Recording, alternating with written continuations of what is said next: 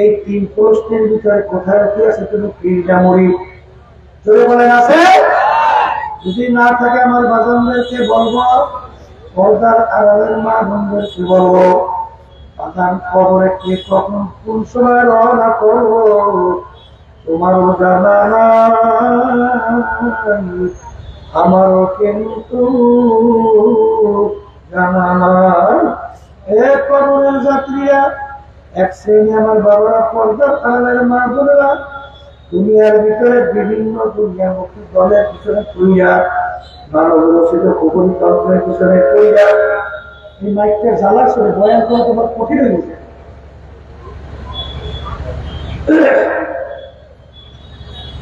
Horn লাগাই কিছু মাছ বরাবর, এই পাশে যে হরেন দেবে, এই পাশে হরেন, তো পিছনে সাথে বাড়ি গিয়ে বাড়ি দিয়ে দেবে। হরেন কিভাবে ঠিক করতে হয় এটা সমস্যা দেওয়া আছে না? আল্লাহু আল্লাহ। এই যে ভাইদেরকে বলবো, পর্দারে মা বোনদেরকে বলবো, ভালো করে মনকে বোঝা, তারপর কবরে রওনা করা। কবরে কিন্তু কোনো দলাদলি নেই, কোনো টাকার গরম, বংশের গরম, এই পরিচয় কিন্তু কবরে নাই। এক শ্রেণী আমার বাজানরা, পর্দারের মা বোনরা, বিভিন্ন দল দলের নেতা নেত্রী পিছনে পড়ছেন। আমি সেই বাজান মা বোনদেরকে বলবো, আল্লাহ রাব্বুল আলামিন কোরআনুল কারীমের ভিতরে তোমাকে আমাকে আগে জানায় রাখছেন, ইয়াউমা নাদউ কুল্লা উনাসিন বিইমামিহিম। কিয়ামতের ময়দানে আমার মালিক প্রত্যেকটা মানুষকে তার দলের নেতা নেত্রীর সঙ্গে ডাকবে। এখানে কি দুই একজন মানুষ না, প্রত্যেকটা মানুষ? বলেন, প্রত্যেকটা মানুষকে আমার মালিক তার দলের নেতা নেত্রীর সঙ্গে ডাকবে।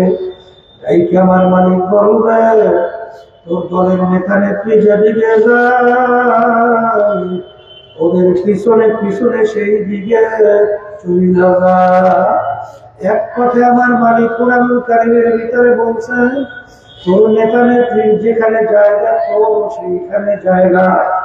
তোমার নেতা নেত্রী যেখানে জায়গা, আমার আল্লাহ বলেন তোর সেইখানে জায়গা। জোরে বলেন কথা ঠিক কিনা? আমার ভাইদেরকে বলবো, পর্দারের মা বোনদেরকে বলবো, হাতিয়ার ভিতরে আলহামদুলিল্লাহ বেশিরভাগ মানুষই আল্লাহর ফজলে দিনের প্রতি আন্তরিকতা। জোরে বলেন কথা ঠিক হবে? সবাই বলি আলহামদুলিল্লাহ। আমাদের সবাইকে দিনদার হিসেবে কবুল করে, আল্লাহ আমাদের ঈমানকে মজবুত করেন, নেক আমল করে কবরে যাওয়ার তৌফিক দান করেন। কিন্তু বাবা খোদার আকাশটা, ঈমান যদি ভেজালযুক্ত হয় আর আমল যদি নেক না হয়, আল্লাহু আল্লাহ, আমার মালিক ডাক দিয়ে বলে, আজরাইল, আমার বান্দা বান্দি বড় শখ কইরা বানাইছিলাম, শখ কইরা বানাই ওদের জন্য আমি মেহমান খানা বানাইছি, বেহেশত। এমন বেহেশত এত সুন্দর আমি সাজাইছি, যা কেউ কোনোদিন দেখে নাই। সুন্দর এত তার কোনোদিন কানেও শোনে নাই, এত সুন্দর হইতে পারে কল্পনাও আসে নাই, তার চেয়েও সুন্দর। কিন্তু ওদেরকে আমি সমস্ত নেয়ামত দান করলাম, আর দুনিয়ার ভিতরে পরীক্ষার জন্য আমি ওদেরকে স্বাধীনতা দান করলাম। ওদেরকে আমি স্বাধীনতা দান করলাম কেন? লিয়াবলুয়াকুম আইয়ুকুম আহসানু আমালা, পরীক্ষার জন্য, পরীক্ষা নেওয়ার জন্য। ছাত্রছাত্রী 3 ঘন্টার জন্য পরীক্ষার হলে পরীক্ষা দেওয়ার স্বাধীনতা আছে না? তাহলে তাকে বাধা দেওয়ার কোনো আইন নাই। ঠিক বাজার দুনিয়াতে একটা পরীক্ষার হল। আমার মালিক বলেন, কেন পরীক্ষার হলে স্বাধীনতা দিলাম? লিয়াবলুয়াকুম আইয়ুকুম আহসানু আমালা, আমি তোমাদের আমল পরীক্ষা করার জন্য। যে নেক আমল করবা আর কে বদ আমল করলা। যদি বদ আমল করাই পরীক্ষার এই দুনিয়ার মধ্যে তোমাকে আমি কোনো বাধা দেব না, কারণ তাকে পরীক্ষার ফল আর থাকে না। আর যদি কেউ ন্যাক কাজ করতে চাও, ন্যাক কাজ করার শক্তি আমি তোমাদেরকে দান করবো। এই জন্য আমার ভাইদেরকে বলবো, পর্দা আলে মা বোনদেরকে বলবো, ও আজরাইল নাফরমান আমার সমস্ত নেয়ামত ভোগ করে আমার হুকুম মানে নাই, ওকে জাহান্নাম না দেখাইয়া মৌত করিও না। বাজার জাহান্নামের দরজাগুলা টাস টাস করে খুইলা যাবে। আজরাইল সালাতু ওয়াস সালাম আসবে, তার মাথা আসমানে কয়েকটা জমিনে, এক হাত মাসে এক হাত মাস দিবে দুনিয়া জোড়া কারো শরীর। নীল রঙের মতো দিঘির মতো দুইটা চক্ষু, সমস্ত শরীরের ভিতরে লাম্বা লাম্বা কালো কালো কতগুলো পশম, প্রত্যেক পশমের গোড়া দিয়ে আগুনের জিহ্বা বাইরে থাকবে। আপনি আমাকে আমাদের সবাইকে মাফ করিয়া দিয়ে আল্লাহর বান্দারা। একদিন ইব্রাহিম আলাইহিস সালামের সাথে আজরাইল আলাইহিস সালামের দেখা। ইব্রাহিম আলাইহিস সালাম বলেন, আজরাইল তুমি নাফরমানের জান কোন সূরাতে কবজ করো, একটু সেই সূরাটা আমাকে দেখাও। আজরাইল সালাম বলে, আল্লাহর খলিল ওই অবস্থা দেখে আপনি সহ্য করতে পারবেন না, আপনি বেহুশ হইয়া পড়িয়া যাবেন।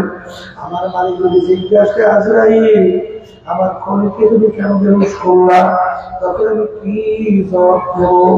ইব্রাহিম সালাম বলেন, হে আজরাইল ভাই আজরাইল, আমি আমার মালিকের সঙ্গে বসবো, তুমি একটু সেই সূরাটা আমাকে দেখাও। সালাম বলেন, নবী গো পাহাড়ের দিকে তাকা। তাকালের সঙ্গে সঙ্গে একটা চিৎকার বাজে বেহুশ হইয়া পড়িয়া গেল। আল্লাহ আপনাকে আমাদের সবাইকে মাফ করিয়া দেন। আল্লাহ রাব্বুল আলামিন বলে, ও আজরাইল আমার কাজ বান্দা বান্দির রুহু যে সূরাতে কবজ করো, ওই সূরাতে আমার খলিলের সামনে দেখা দাও, নালে হুশ আসবে না। এ দুনিয়ার পাগল আমার বাবারা, এই অবস্থায় যখন নাফরমানের সামনে আজরাইল আলাইহিস সালাম আসবে, এই অবস্থা দেখা তার রুহু তো আর বের হইতে চাবে না। 360টা মাতামের ভিতরে পালাপালি করবে। আজরাইল সালাম বলে, কবি দুনিয়ার স্বাধীনতা পাইয়া পরীক্ষা হলে যেরকম ইচ্ছা সেরকম চলছো, আমার মালিক তোকে কিছু বলে নাই, এখন আমার মালিকের হুকুম হয়ে গেছে তোকে ধরিয়া নেওয়ার জন্য। আরে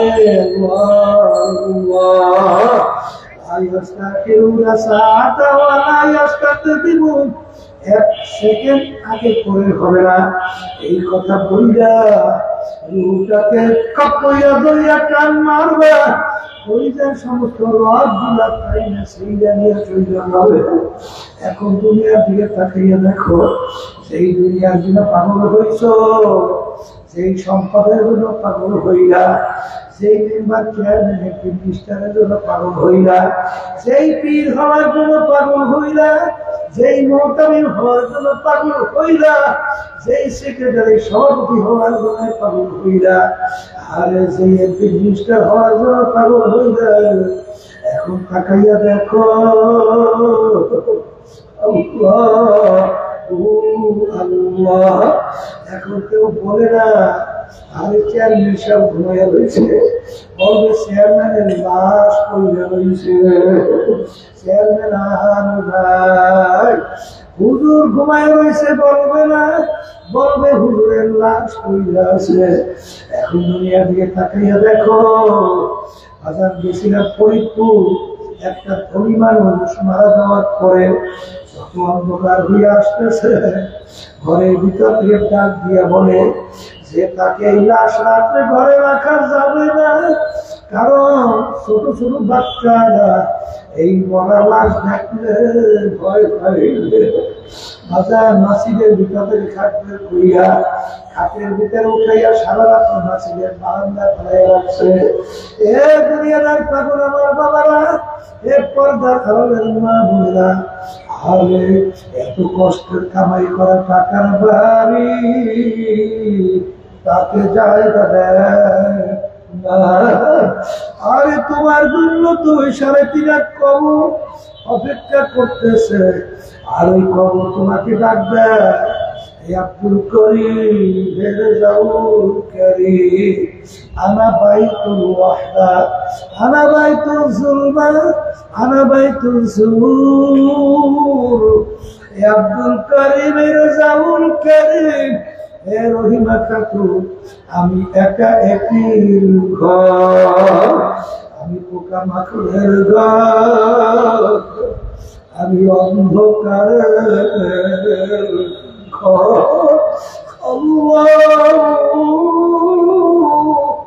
নাফরমান কবরে যাবে, ডান দিকে তাকায় দেখে মাটি,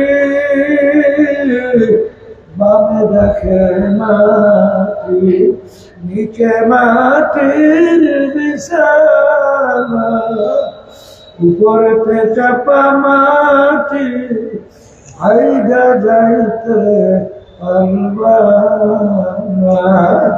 এখন ভগবান দিক হারাইয়া এখন করুণ সুরে আমার মালিককে ডাকে, আল্লাহ আল্লাহ আল্লাহ। আমার মালিক কেমন জানি ডাক দিয়া বলে, ওরে মুখানা, দুনিয়ার ভিতরে স্বাধীনতা পাই আমার সমস্ত আমার কইরা, যেরকম তুই দুনিয়া আমাকে ভুইলা গেছিলি, এইভাবে তোকে আমি ভুইলা গেলাম। ওই শত শত বছর আমাকে ডাকবি, একবার আর ডাকে আমি সারা দিব না। এ কবরের মাটি, নাফরমানকে 2 বার থেকে এমনভাবে চাপ মারো, এক পাজরে হাত দিল, আমরা পাজরের মধ্যে মিশিয়ে দাও, আমার কাছে কোনো খাতির হবে না। এই কবরের যাত্রীরা, কবরের ভিতরে আযাব, কবরের অবস্থান আমি বলছি না, আল্লাহ রাসূল বলছেন। আল্লাহ রাসূল বলেন, ও আমার উম্মতেরা, কারো কারো কবর একটা বেহেশতের বাগান হবে, আল কবরু রাওযাতুন মিন রিয়াদিল জান্নাহ আও হুফরাতুন মিন হুফারিন নার, কারো কবর জাহান্নামের একটা আগুনের গর্ত হয়ে গেল। আল্লাহ, জাহান্নামের গর্ত থেকে আপনি আমাকে আমাদের সবাইকে মাফ করিয়া দিও। এই দুনিয়ার পাগল আমার বাবারা, যে মামলার তকবীর নাই, ওই মামলারও কিন্তু খালাস নাই। এই জন্য আল্লাহ যদি ইতিহাস করলে দেখবে কিসের পীরগিরি, কিসের মুরিদগিরি। আল্লাহ তাআলা অর্ধেক দুনিয়া রাজত্ব করার পরে আমিরুল মুমিনিন, মাওলার ভয়, মাওলার জাহান্নামের ভয়, মাওলার আযাব ও গজবের ভয়, কাঁদতে কাঁদতে গালের ভিতরে 2টা কালো দাগ পড়িয়াছিল, 2টা কালো দাগ পড়িয়া গেছিল। অনেক সময় রাস্তা দিয়ে হাঁটতো, হেজা কুটা নাড়া পাই হাতের ভিতরে উঠাইয়া আফসোস করে 2 চোখের পানি ছাইরা কান্দে, আর বলো, হেজা কুটা নাড়া, তুই আমাকে অনেক ভালো, কারো তুই মাটির সঙ্গে মিলা যাবি, তোর হিসাব নাই, বিকাশ নাই, বেহেশত নাই, জাহান্নাম নাই, কিন্তু আমি ওমর মানুষ, আমার মাওলার সামনে দাঁড়াইয়া হিসাব দেওয়া লাগবে। ও খাজা কুটার নারা, তুই আমাকে অনেক ভালো। আমাদের তরিকার মুরব্বী আমাদের রশিদ আহমদ গাঙ্গুর রহমাতুল্লাহ আলাইহি, যিনি কওমি মাদ্রাসার মুরব্বী ছিলেন, শাইখুল হাদিস ছিলেন, 1 লক্ষর মতো হাদিস তার শুনে মুখস্থ ছিল। বাজার তার উপাধি ছিল, লকব ছিল বাজার জামানার আবু হানিফা, তার উপাধি ছিল কুতুবুল আলম। তার ইতিহাস পড়লে দেখবেন তিনি আমার মাওলার ভয়, আমার মাওলার জাহান্নামের ভয়, আযাব গজবের ভয়, কাঁদতে কাঁদতে বুড়া বয়সে অন্ধ হইয়া গেছিল। লোকেরা বলে, হুজুর অপারেশন করে চোখ ভালো হবে। এই বলো, আমার সাথীরা হাদিসের ভিতরে আছে কিয়ামতের মাঠে মাওলাদের কাছে প্রশ্ন করবে না। আমি রশিদ আহমদ চাই কিয়ামতের ময়দানে অন্ধ অবস্থায় করতে। আসলে বাজারে এক শ্রেণী আমার বাবারা পর্দালে মা বোনেরা বাজার গুনার পর গুনাহ কইলেই যাইতে আছে, একটু চিন্তাও নাই, চেষ্টাও নাই, একটু খালেস তওবাও নাই, চোখেও পানি নাই। সবসময় মনকে বুঝাই যে এই মামলার তদবির নাই, ওই মামলারও কিন্তু খালাস নাই। এই জন্য আমার ভাইদেরকে বলো, পর্দারে মা বোনদেরকে বলবো, আমি আপনাদের জন্য দোয়া করি, আমিও দোয়া চাই। মালিক যেন আমাদেরকে ঈমানকে মজবুত কইরা নেক আমল কইরা দুনিয়া থেকে বিদায় নিয়ে কবরে যাওয়ার তৌফিক দান করে।